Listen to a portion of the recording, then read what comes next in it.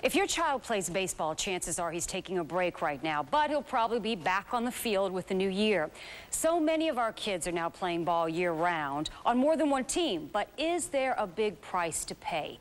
Tonight, we look at the dramatic increase in surgery for pitchers who aren't even in high school yet.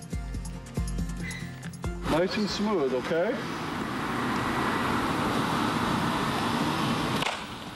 Will Darnell Jr. is a 13-year-old pitcher who has played Little League ball since he was about 3 years old. I just fell in love with the game. 12-year-old pitcher Aaron Cohn, who is the son of ABC investigator Alan Cohn, started throwing at age 5. I always do my pitching exercises before my practices and my games. Both have high school and college baseball in their line of sight, along with bigger dreams. To become a MLB player on the Yankees. These two boys represent so many young boys playing ball year-round in Florida. But one of these teens is making news, not for a reason he's really happy about. He's part of a growing trend in young baseball pitchers. This will help him throw about 98. Kids getting serious surgery originally intended for major leaguers. He was always in a lot of pain this time last year going into the fall as he went into 7th grade. Because the muscles, the bones, the tendons, nothing could ever really catch up. So he always seemed out of whack. Line drives in the gaps. Will Sr. says his son grew 6 inches in 1 year, but admits Will Jr. played through the pain until a couple of serious injuries benched him. One required a well-known surgery. So what we're going to do this morning is actually reconstruct this ligament along the inside part of the elbow joint. Dr. Coco Eaton, a surgeon for the Tampa Bay Rays, determined Will Jr. had torn a ligament called the ulnar collateral ligament, or the UCL.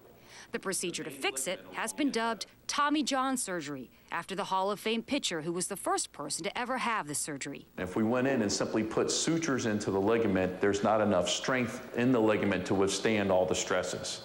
So we actually take a tendon from another part of the body and use it to supplement the ligament. They took the palmaris longus tendon. There's 3 scars. In Will's case, they used a tendon from his palm. A study released during the American Orthopedic Society for Sports Medicine's annual meeting found that 83% of pitchers who had this Tommy John surgery returned to the same level of play or even better.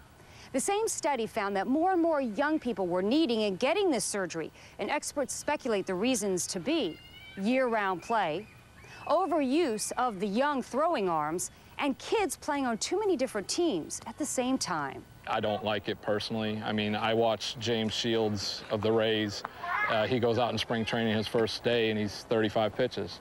And we see kids out here throwing 50, 60, 80 pitches first day. So how does Aaron's coach keep him from suffering Will's fate? So I try not to go over 3 innings for most pitchers. We limit the amount of pitching they do during the week. How's it feel? It's a little sore. Will expects to come back part of the 83% of athletes who return to the same level of play, or even better. Still, ethical questions linger. Are we pushing our kids too hard? And in doing so, risking their future. These kids want to play pro ball, they want to go to college. Little League managers want to win today. They want that trophy on the mantle today.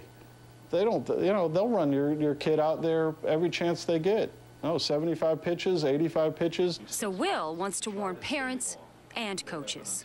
There's going to be no shortage of children, and I hate to say it, children, not even young adults really, but just children ending up in the OR because of the overuse of baseball. And there are risks to that Tommy John surgery, including the risk of nerve injury. If you'd like more information on Tommy John surgery or contact info for the Rays surgeon, go to abcactionnews.com, or you can check out my Facebook fan page. I'd love to hear your comments. What do you think? Are we pushing our kids too hard?